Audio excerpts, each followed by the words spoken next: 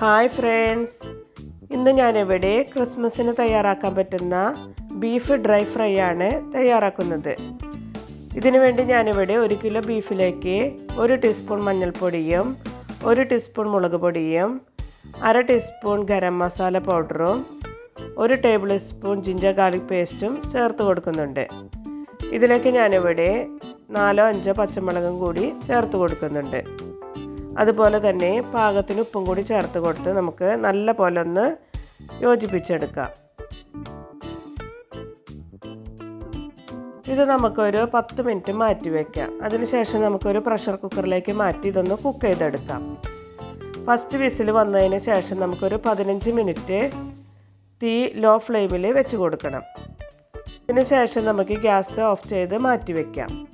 ഇനി നമുക്ക് onion fry ചെയ്യാനായി ഞാനിവിടെ ഒരു പാനിലേക്ക് ഓയിൽ ഒഴിച്ച് കൊടുക്കുന്നുണ്ട്.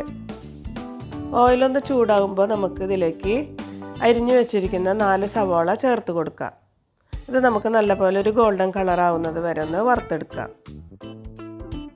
ഇതിപ്പോൾ നല്ല ഗോൾഡൻ കളറായിട്ടുണ്ട്. ഇത് നമുക്കൊന്ന് കോരിയെടുക്കാം. ഈ ഫ്രൈ ചെയ്ത ഒനിയൻ നമുക്ക് ഒരു സൈഡിലേക്ക് മാറ്റി വയ്ക്കാം. ഇപ്പോൾ നമ്മുടെ ബീഫ് എല്ലാം വെന്ത് വന്നിട്ടുണ്ട്. തീരെ ഉടഞ്ഞു പോകാതെ വേണം നമുക്ക് വേവിച്ചെടുക്കാൻ. ഇതിൽ നിന്ന് ഞാൻ വെള്ളമെല്ലാം മാറ്റി ബീഫ് കോരിയെടുത്തിട്ടുണ്ട്. ഇതിലേക്ക് ഞാനിവിടെ 1 ടേബിൾ സ്പൂൺ ക്രഷ്ഡ് ചില്ലി ചേർത്ത് കൊടുക്കുന്നുണ്ട്. അതുപോലെ തന്നെ ഒരു കളറിന് വേണ്ടി ഞാനിവിടെ 1 ടീസ്പൂൺ കാശ്മീരി ചില്ലി പൗഡർ കൂടി ചേർത്ത് കൊടുക്കുന്നുണ്ട്.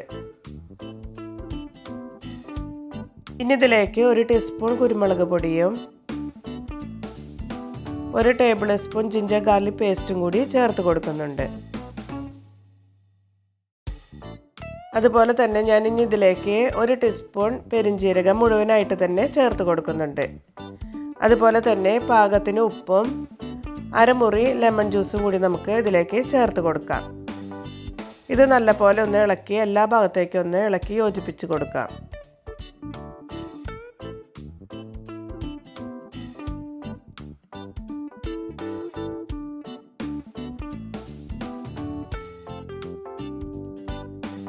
ഇനി നമുക്ക് ഈ പൊടികളും മസാലയെല്ലാം പുരട്ടി വെച്ച ഈ ബീഫ് ഒനിയൻ ഫ്രൈ ചെയ്ത അതേ ഓയിലിലിട്ട് നമുക്കൊന്ന് ഫ്രൈ ചെയ്തെടുക്കാം.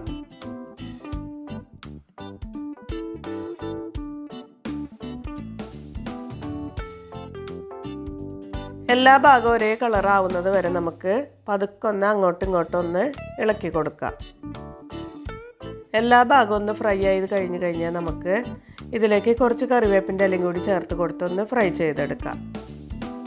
ബീഫെല്ലാം ഇപ്പോൾ റെഡിയായി വന്നിട്ടുണ്ട്. കറിവേപ്പിൻ്റെ ഇലയോട് കൂടി നമുക്കിത് കോരി മാറ്റാം. ഇനി നമുക്കിതുപോലെ തന്നെ ബാക്കിയിരിക്കുന്ന ബീഫും ചെയ്തെടുക്കാം. ബാക്കിയിരിക്കുന്ന ബീഫും ഞാനിതുപോലെ തന്നെ വറുത്തെടുത്തിട്ടുണ്ട്.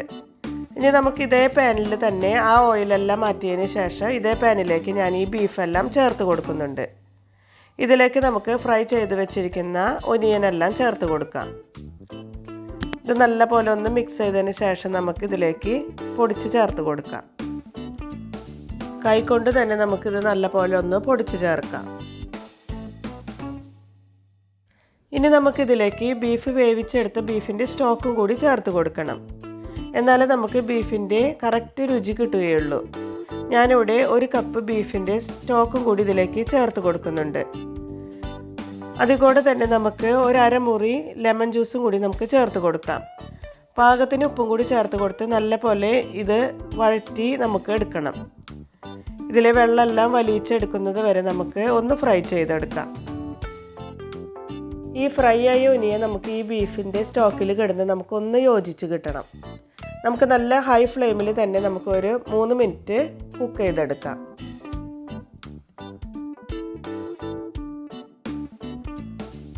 മൂന്ന് മിനിറ്റ് ആയപ്പോൾ തന്നെ നമുക്കിതിലെ വെള്ളമെല്ലാം വലിഞ്ഞ് കിട്ടിയിട്ടുണ്ട്.